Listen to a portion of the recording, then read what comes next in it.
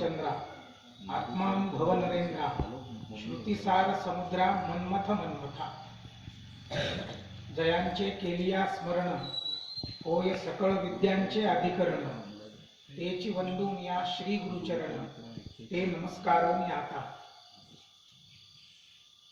भगवान रामचंद्राच्या चरणावर नतमस्तक होतो। भगवान सद्गुरु दत्तात्रयांचं मंदिर या ठिकाणी आहे आणि सुंदर असा योग या ठिकाणी मला दुसऱ्यांदा येण्याचा योग आमच्या रविभाऊंच्या कृपा प्रसादाने झालेला आहे। जेव्हा त्यांनी मला सांगितलं की या ठिकाणी अशा अशा पद्धतीचा उत्सव होत आहे आणि एक मंदिर आहे, तर तुम्ही या ठिकाणी आलं पाहिजे। रविभाऊंचा शब्द म्हणजे आमच्या दृष्टीने तो पाळलाच पाहिजे। आणि दत्त जयंतीच्या या पर्वकालामध्ये दत्त लहरींचा सर्वत्र संचार असतो आणि म्हणून जेवढी दत्ताची सेवा करता येईल, गुरुची सेवा करता येईल ती आपण केली पाहिजे। आणि म्हणून त्यांचा शब्द प्रमाण मानून आणि योगायोगाने गजानन महाराज जवळ आहे, तर म्हटलं त्यांचं दर्शन होईल आणि तो एक स्वार्थ अशा याने मी या ठिकाणी आलो। थोडासा उशीर झाला त्याबद्दल सुरुवातीला क्षमा मागतो। मी त्यांना म्हटलं होतं की आपण वेळेवर सुरू करू आणि मला वेळेवर जायला लागेल, पण आता जशी परमेश्वराची इच्छा, म्या बोलविल्या वेदू बोले, म्या चालविल्या सूर्य चाले आणि म्या हलविल्या प्राण हाले, तो जगाते चालवी। चालविले जाते ज्याने जनाईचे, तोची चालवितो जाते ब्रह्मांडाचे। तर त्याने जशी आज्ञा केली, जशी वेळ घडवली, त्या पद्धतीने हे सुरू आहे। सुरुवातीलाच या सगळ्या पर्वामध्ये मी तुमच्या सगळ्यांच्या चरणावर नतमस्तक होतो आणि गुरुचरित्र नावाचा जो ग्रंथ अत्यंत सुंदर, भगवान दत्तात्रयाची वाङ्मय मूर्ती आणि तिची स्तुती, तिचं गुणगान आपण सगळेजण या ठिकाणी करणार आहोत। आपण सर्वजण भाग्यवान आहोत की त्या भगवान दत्तात्रयाने आपल्याला या सेवेमध्ये, तुम्ही आणि मी या सगळ्यांना या ठिकाणी आणलेलं आहे। माहीत अनेकांना असेल, परंतु दत्ताची अशी स्थिती आहे, बोलावणं आल्याशिवाय नाही। कारण ही जी 7 दिवस आहे सर्वत्र दत्त लहरींचा संचार आहे आणि तो कसा आहे, याल तरी यारे लागे अवघे माझ्या मागे मागे। त्याने सांगितलं, एकदा सूचना दिली, याल तरी यारे लागे अवघे माझ्या मागे मागे। लोक म्हणते तुमच्या मागे कशाला यायचं? त्याने सांगितलं, आधी देतो पोट भरी, मग नुसतंच पोट भर का, पुरे म्हणाल तोवरी। दत्त लहरींच्या संचारामध्ये ऐहिक आणि पारलौकिक दोन्हीही सुख या 7 दिवसामध्ये मिळतात आणि ती गॅरंटी आहे, ॲफिडेव्हिट आहे। ज्ञानेश्वराने तो वर्णन केलं, आता अवधान एकले दिजे मग सर्व सुखासी पात्र होईजे। तुम्ही आणि मी सर्वजण कशाच्या मागे लागतो? सुखाच्या। पोट आणि पोटाखालचा भाग याच्यासाठीच आयुष्यभर झटणारे तुम्ही आम्ही आहे। परंतु त्याच्यासोबतच पोटाच्यावर एक हृदय आहे, त्याला मन म्हणतात, त्याच्यावर एक मेंदू आहे, त्याला बुद्धी म्हणतात, त्याच्यासाठी देखील जगलं पाहिजे। ती सत्कर्म करण्याची चालना तो कोण देतो? तर तो परमेश्वर, विश्वाचा नियंता। आणि म्हणून त्याच्या चरणावर नतमस्तक तर झालं तर तुमची पोटाखालची व्यवस्था म्हणजे ऐहिक सुख ही तर सगळी त्या ठिकाणी परमेश्वर सोय करतो, परंतु पारलौकिक सुखाला देखील ते आपल्याला प्राप्त करून देतो। म्हणून या 7 दिवसामध्ये आपण त्याच्यामध्ये आग्रहपूर्वक आलं पाहिजे, त्याला विनंती केली पाहिजे की मला बुद्धी दे, याच्यामध्ये गेलो पाहिजे। आणखीन 2-3 दिवस आहे, ही प्रवचनच सेवा नाही, या ठिकाणी गुरुचरित्र चालते, मला कळलेलं आहे। या ठिकाणी जप चालत असेल तर तो एक अधिक चांगला आहे, नसेल तर दिगंबरा दिगंबरा श्रीपाद वल्लभ दिगंबरा हा सिद्ध मंत्र आहे आणि वासुदेवानंद सरस्वती म्हणजे टेंबे स्वामींनी तो सिद्ध केलेला आहे। आणि प्रयोग करून पहा, उगच नाही। माझं म्हणणं, विश्वास ठेवू नका, मी पण विज्ञानाचा विद्यार्थी आहे, परंतु अध्यात्मामध्ये हायड्रोजनचे 2 आणि ऑक्सिजनचा 1 अणू जर एकत्रित आला तर पाणी झालंच पाहिजे। पाणी जर होत नसेल तर तो काही बरोबर नाही होणार ना, पाणी होतेच। तसं या ठिकाणी जे जे सांगितलेलं आहे, भगवंताने जो मार्ग सांगितलेला आहे, त्या मार्गाने जर गेलो, हे 2 आणि 1 अणू जर एकत्रित आला, जसं पाणी होते तसं याच्यामध्ये जे सांगितलेलं आहे त्या पद्धतीने जर आपण करायला गेलो तर निश्चितपणे ते फळ आपल्याला प्राप्त होते। परंतु ते सगळ्यांना होणार का? नाही होणार। इथे अनेक जण असतील ज्यांना निरोप गेले, सद्बुद्धी कोणाला मिळाली? माऊलींनी शब्द वापरला, ना तरी निदैवाच्या परिवरी। लोह्या रुतलिया सहस्त्रवरी तेथ बैसोनी उपवासू करी दरिद्रिये जेवी. म्हणजे खाली सोन्याचे हांडे आहेत, त्याला माहिती आहे म्हणून ना तर त्याला निदैवी माणसं म्हटलेले आहे. पण ते काय करते, थोडी मेहनत करावी लागेल आणि हंड्यातलं ते सुवर्ण जे आहे ते बाहेर काढावं लागेल. पण तेवढी देखील त्याची इच्छा नसते. त्याच्यावर पोतं टाकते, लोकांना भीक मागते, काही देता का हो. माऊलीने त्या माणसांना निदैवी माणसं म्हटलेलं आहे. आणि म्हणून आपण अभिमानाने सांगितलं पाहिजे आणि परमेश्वराचा धन्यवाद मानलं पाहिजे की आम्हाला सद्बुद्धी दिली या ठिकाणी येण्याची. आणि म्हणून सुरुवातीला त्या भगवान दत्तात्रयाचं आपण आभार मानू आणि त्याला विनंती करू की बा आमच्या जीवनामध्ये निश्चितपणे ऐहिक आणि पारलौकिक सुख या ठिकाणी प्राप्त करून दे. म्हणून माझी विनंती आहे सगळ्यांना, आपण ताट बसू. एक 5 वेळा 10 वेळा मी एक मंत्र सांगतो, सगळ्यांना माहिती आहे सिद्ध मंत्र. दिगंबरा दिगंबरा. डोळे बंद करायचे आणि शांतपणे डोळे बंद, याच्यासाठी अंतर्मुख व्हायचं आणि विश्वास ठेवायचा. तो जर विश्वास त्या ठिकाणी ठेवला तर तो पाहिजे ते करण्यास समर्थ आहे, हा विश्वास आपण ठेवायचा. आणि 5 वेळा आपल्याला, फक्त मी एकदा म्हटलं की सलग 5 वेळा दिगंबरा दिगंबराचा मंत्र आपण म्हणू. दिगंबरा दिगंबरा श्रीपाद वल्लभ दिगंबरा. दिगंबरा दिगंबरा श्रीपाद वल्लभ दिगंबरा. सोडून नाही, आर्त भावनेने बेबीच्या देखापासून आवाज द्या. दिगंबरा दिगंबरा श्रीपाद वल्लभ दिगंबरा. दिगंबरा दिगंबरा श्रीपाद वल्लभ दिगंबरा. दिगंबरा दिगंबरा श्रीपाद वल्लभ दिगंबरा. दिगंबरा दिगंबरा श्रीपाद वल्लभ दिगंबरा. दिगंबरा दिगंबरा श्रीपाद वल्लभ दिगंबरा. अवधूत चिंतन श्री गुरुदेव सद्गुरुनाथ महाराज की जय. आपल्या सगळ्यांना मी सुरुवातीला सांगितले का दत्त जयंतीचा पर्व काल आहे आणि या दत्त जयंतीच्या पर्व कालामध्ये गुरुचरित्राचं कथन, गुरुचरित्राचं पठन, गुरुचरित्राचं पारायण अशा पद्धतीचं सर्व दूर दत्त संप्रदायामध्ये सुरू असते. कलियुगामध्ये 5 देवता आहेत ज्या आपल्याला, जशी आपली इन्स्टंट लॉटरी असते ना, फोडा आणि घ्या, तसं पटकन देणारे अशा 5 देवता आहेत. त्याच्यामध्ये पहिल्या क्रमांकाची देवता आहे भगवान गणेश, दुसऱ्या क्रमांकाची देवता आहे भगवान शिव, तिसऱ्या क्रमांकाची देवता आहे भगवान शक्ती, चौथ्या क्रमांकाची देवता आहे भगवान राजाधिराज रामचंद्र आणि 5वी जी सर्वोच्च देवता आहे जी ताबडतोब आपल्याला देते.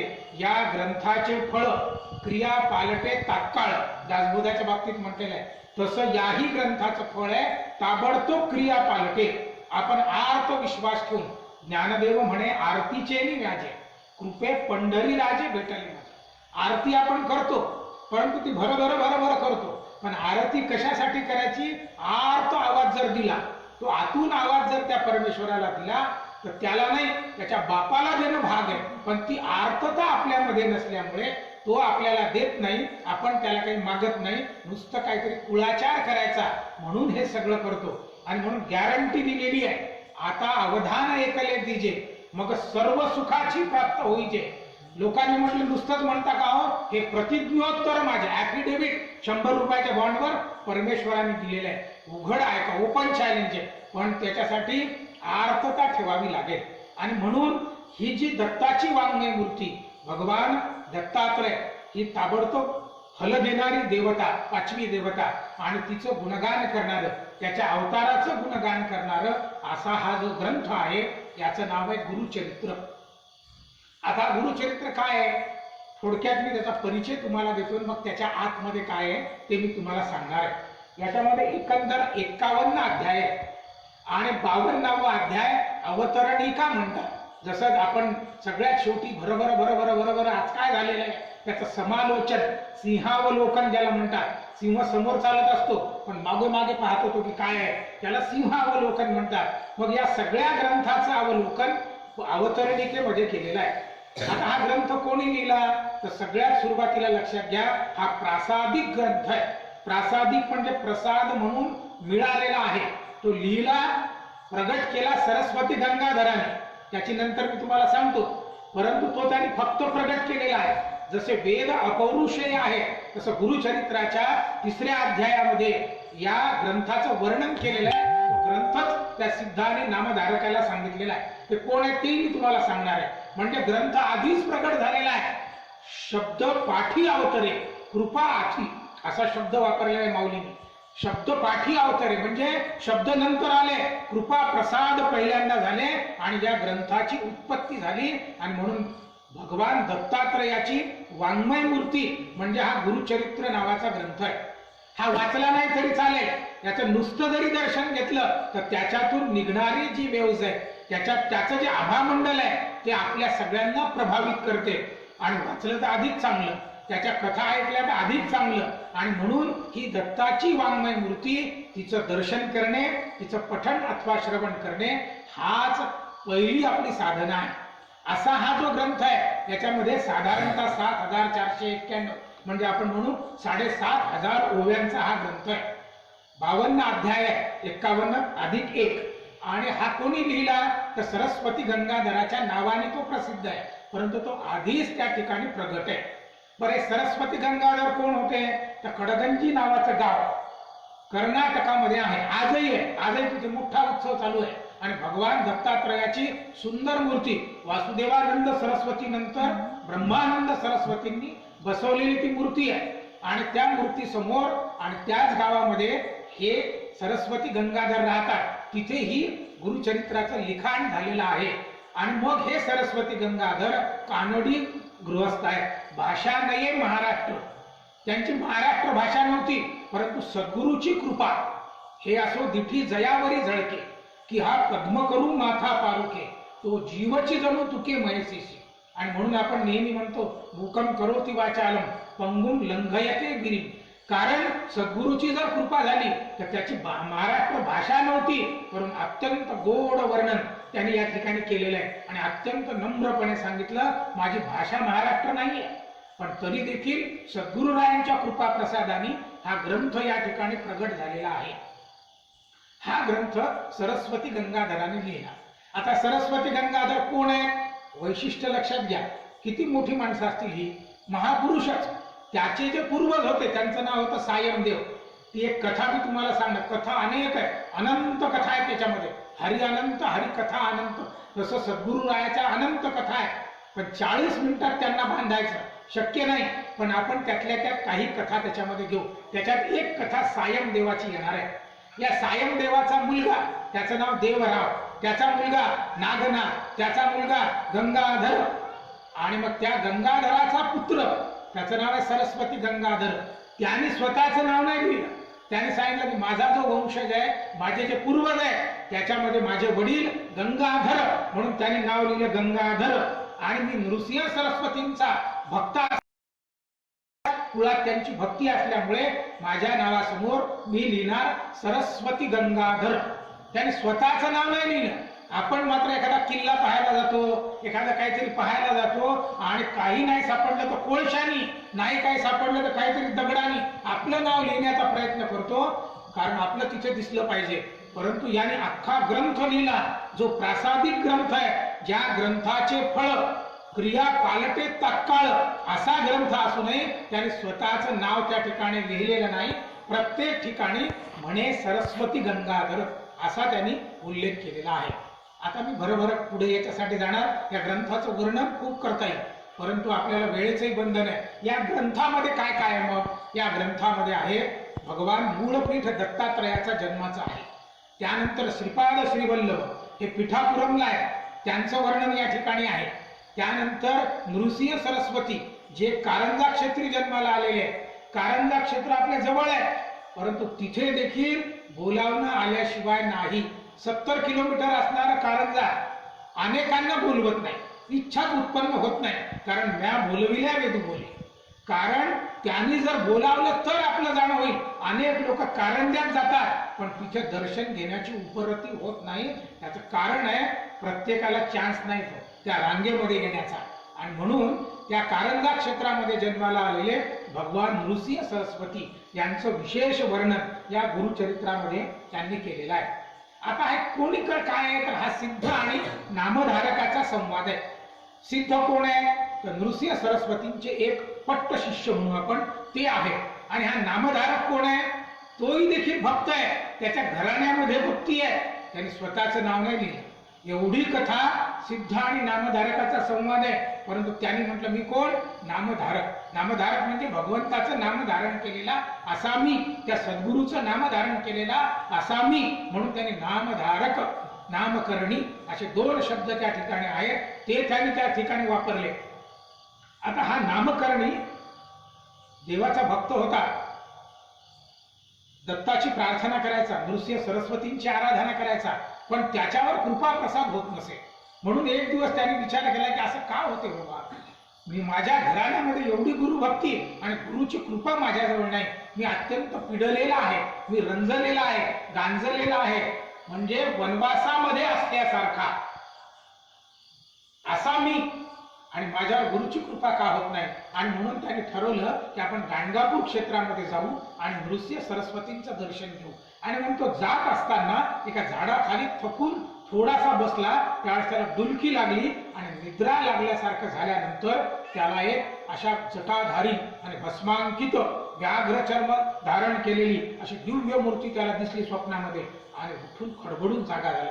आणि त्या ठिकाणी जात असताना रस्त्यामध्ये साक्षात ते सिद्ध योगी ज्यांनी जे स्वप्नामध्ये पाहिले ते त्या ठिकाणी दिसले. त्याला वाटलं अरे आपण स्वप्नात पाहिलेले हेच ते गुरु महाराज, साक्षात अवतारी पुरुष ते आपल्याला दिसलेले आहेत. त्यांना नमस्कार केला आणि सांगितलं की महाराज आपण कोण आहात, आणि या ठिकाणी मला तुम्ही स्वप्नामध्ये दिसले आणि आता साक्षात प्रगट झाले. तेव्हा त्यांनी सांगितलं की बाबा माझं नाव सिद्ध आहे आणि मी सिद्ध नृसिंह सरस्वतींचा पट्टशिष्य आहे आणि मी गाणगापूर क्षेत्रामध्ये चाललेला आहे.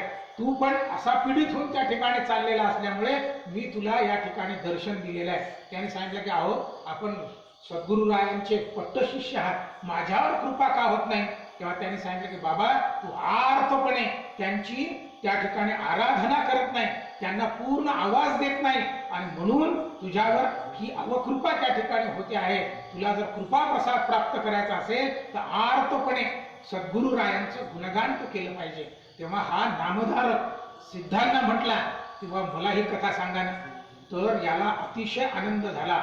सिद्ध म्हणाले की तू माझा कसा शिष्य पूर्ण चंद्र आहे, आणि जशी पौर्णिमेला सागराला भरती येते तसा माझ्यातला बोध समुद्र तू जागृत केलेला आहे, आणि म्हणून मी तुला ही कथा सांगणार आहे. सौव्यकरी म्हणजे त्याचा उजवा हात धरला, त्याला डोळे बंद करायला लावले, आणि गाणगापूर क्षेत्रामध्ये भीमा आणि अमरजा संगमावर अश्वत्थ वृक्षाखाली एक सिद्ध आणि नामधारक बसलेले आहे. आता सिद्ध त्यांना ही सगळी गुरुचरित्राची कथा त्या ठिकाणी सांगतायत. लिहिली कोणी? सरस्वती गंगाधराने. कोण सांगते? संवाद. वादे वादे जायते तत्वबोधः. तसा संवादाने देखील लोक संवादच, आपल्यामध्ये देखील वाद का होतात? संवाद बंद झाला, डायलॉगच बंद. तो जर बंद झाला तर वाद होतात, पण या ठिकाणी संवाद सुरू झालेला आहे. सिद्ध बसलेले आहे, नामधारक बसलेले आहे, आणि सिद्धांना अतिशय आनंद झाला आणि ते आता गुरुची स्तुती करून राहिलेले आहे. आणि मग एकेका अवताराचा, भगवान दत्तात्रयाचा अवतार कसा झाला हे त्यांनी सांगितलेलं. आपल्याला सगळ्यांना कथा माहिती आहे अनुसूयेची. अनुसूया ही पतिव्रता स्त्री आहे, म्हणजे गुरुचरित्रामध्ये वर्णन केलेलं आहे. कशी पतिव्रता आहे की तिचा कोप होऊ नये म्हणून सूर्य मंद मंद तपत असे, असं वर्णन केलेलं आहे. वारा देखील झुडूप म्हणून जायचा, हिला राग नको यायला. राग जर आला तर पंचमहाभूत यांना जर तिने वश केलं तर प्रकृतीच्या मध्ये बिघाड होऊ शकतो. इंद्राला देखील भीती वाटायला लागली, हिने जर शाप दिला तर माझं इंद्रपद जाऊ शकते, किंवा एखाद्याने वर दिला एखाद्याला की इंद्र हो तर माझं इंद्रपद जाऊ शकते. आणि अशा स्थितीमध्ये परीक्षा पाहण्यासाठी आपल्या सगळ्यांना माहिती आहे अत्रि ऋषींची भार्या आहे, आणि जन्म कसा झाला याच्या संबंधामध्ये आपल्याला दत्तात्रयाचा जन्म सगळ्यांना माहिती आहे. दुपारी 12 वाजता माध्यान्ह समयी ब्रह्मा विष्णू महेश आले आणि तिला विनंती केली की आम्हाला या ठिकाणी जेवायचं आहे, परंतु ही जी समाराधना आहे ही कशी करायची तर नग्न होऊन आम्हाला तू वाढ. आणि तिने अत्रि ऋषींच्या कमंडलमधलं पाणी घेतलं आणि त्या तिघांच्या अंगावर टाकलं आणि त्या ठिकाणी ते 3 बाळ बनलेली आहे आणि भगवान दत्तात्रयाचा जन्म त्या ठिकाणी झालेला आहे. अशी सिद्ध नामधारकांना कथा सांगून राहिले या सगळ्या याच्यामध्ये. मग आणखी नामधारक म्हटलं की अहो मला खूप ऐकण्याची इच्छा आहे, तुम्ही सांगा आणखी कथा. आणि मग ते कथा सांगायला सुरुवात केली की आता तुला मी भगवान दत्तात्रयाचा जो पुढचा अवतार आहे तो मी या ठिकाणी सांगणार आहे. पिठापुरम नावाचं गाव आहे. आता मी कथा भाग तुम्ही वाचू शकता, अनेक ठिकाणी आहे, परंतु त्यातलं तत्व आपण लक्षात घेतलं पाहिजे. या ठिकाणी बसले तर तुम्हाला निश्चितपणे फायदा झाला पाहिजे. माझ्या प्रवचनातून जर ऐहिक आणि पारलौकिक सुख जर प्राप्त होत नसेल तर या प्रवचनाला काहीही अर्थ नाही.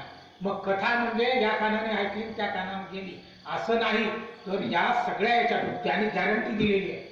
आणि ही जी कथा आहे ही जर क्रिया तात्काळ पालटणारी असेल तर तुम्ही देखील आर्तपणे ऐकली पाहिजे. आणि मी पण जेवढा वेळ आहे त्याच्यामध्ये मी आर्तपणे तुम्हाला सांगणार आहे. आणि त्या आर्ततेतून गुरुकृपा निश्चित होणार आहे. संकल्प आत्ताच मनामध्ये करा. गुरुला आत्ता सांगून द्या मनातली एक इच्छा किंवा ही माझी पूर्ण झाली पाहिजे. त्याला नाही, त्याच्या बापाला देणं भाग आहे दत्तात्रयाच्या. का? आपण या ठिकाणी सेवा करून राहिलो. आपण वर्षभर आपली त्या ठिकाणी सेवा करतो MSCB तुमच्या फायर स्टेशन मध्ये, आणि महिन्याला मजुरी घेतो. मजुरी नाही दिली तर असा कसा देत नाही, घेतल्याशिवाय राहत नाही. त्यांच्याशी जर आपण संघर्ष करतो तर याला देखील म्हणता आलं पाहिजे असा कसा देत नाही, घेतल्याशिवाय राहत नाही. पण घेतल्याशिवाय केव्हा तुम्हाला ड्युटीवर जावं लागेल, पूर्ण काम करावं लागेल, तेव्हा कुठं तुम्हाला पगार त्या ठिकाणी होतो. तसा या ठिकाणी देखील आर्तपणे याच ठिकाणी आपण थांबलं पाहिजे. दुसरीकडे कुठे न जाता आपलं मन इथेच जर राहिलं, उन्मन परमात्म्याच्या चरणी आपण जर आणि नतमस्तक झालो तर निश्चितपणे मिळते. आणि म्हणून पिठापूर नावाचं एक क्षेत्र आहे. आता या पिठापूरला जर कोणी गेला असेल, नसेल गेलं तर गेलं पाहिजे. पिठापूर हे सिद्ध क्षेत्र आहे, दक्षिण काशी म्हणून त्याला पादगया म्हणतात. त्या ठिकाणी तिथल्या कथा मी आता सांगणार नाही, पण तिथे गेल्यानंतर काय काय केलं पाहिजे तर तिथे आपण श्रीपाद श्रीवल्लभाच्या दर्शनाला जातो, परंतु त्या ठिकाणी कुक्कुटेश्वराचं मंदिर आहे, तिथे आपण गेलं पाहिजे. पुरुहुतिका नावाचं आणि शक्तिपीठ आहे, त्या पण कथा आहेत, पण आता कथेला वेळ नाही, तिथे आपण गेलं पाहिजे. त्या ठिकाणी कुंती माधवाचं मंदिर आहे, त्या ठिकाणी आपण गेलं पाहिजे. आणि या 3 मंदिराचं दर्शन केल्यानंतर श्रीपाद श्रीवल्लभाचं साक्षात मंदिर त्या ठिकाणी आहे, त्याचं देखील आपण दर्शन केलं पाहिजे. ही आर्तता त्या ठिकाणी जर आपण ठेवली तर त्याच्यापासून वेगळं होणार नाही आपण.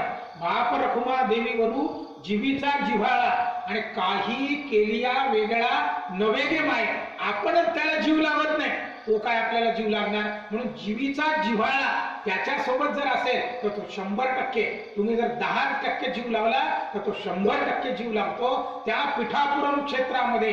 आणि भगवान श्रीपाद श्रीवल्लभाचा जन्म झालेला आहे. त्या जन्माची कथा देखील अत्यंत सुंदर या ठिकाणी आलेली आहे.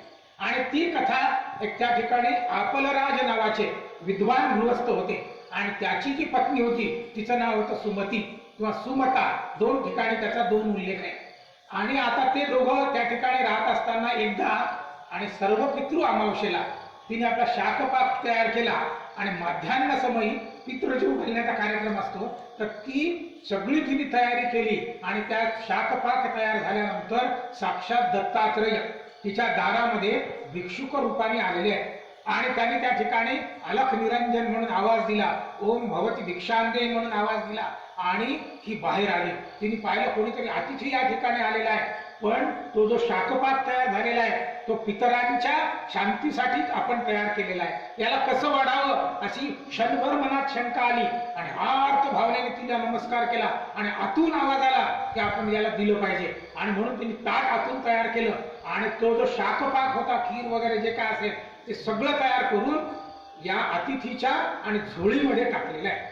झोळीमध्ये टाकल्याबरोबर अतिशय प्रसन्न झाले ते योगी, आणि त्यांनी तिला साक्षात दत्तात्रयाच्या वेशामध्ये दर्शन दिलं की बाई, तू पितरांच्या शांतीसाठी तयार केलेला शाकपाक कुठलीही चिंता न करता, मनामध्ये कुठलीही शंका न आणता माझ्या झोळीमध्ये टाकलेली आहे, आणि दत्तात्रयाच्या रूपामध्ये त्यांनी तिला दर्शन दिलेलं आहे.